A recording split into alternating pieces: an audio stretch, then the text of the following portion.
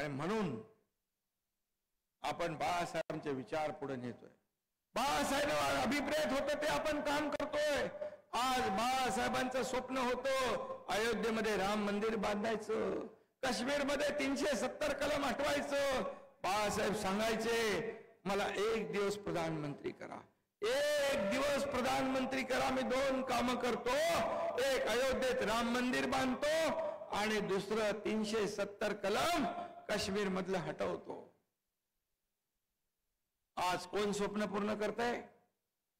या देशाचे आदरणीय प्रधानमंत्री नरेंद्र मोदीजी यांनी अयोध्येमध्ये राम मंदिर बांधलं.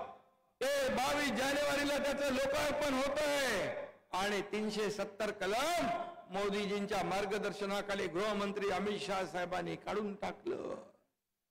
मग बाळासाहेबांचं स्वप्न कोण पूर्ण करतंय?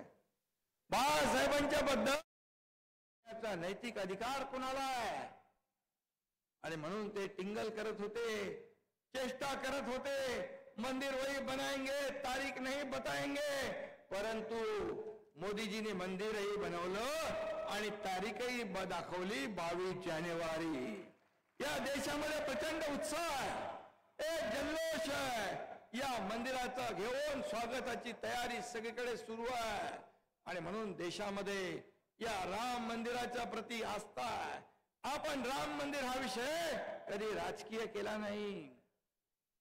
आपला राम मंदिर हा श्रद्धेचा विषय आहे, हा अस्मितेचा आपला विषय आहे, हा आपल्या भावनेचा विषय आहे.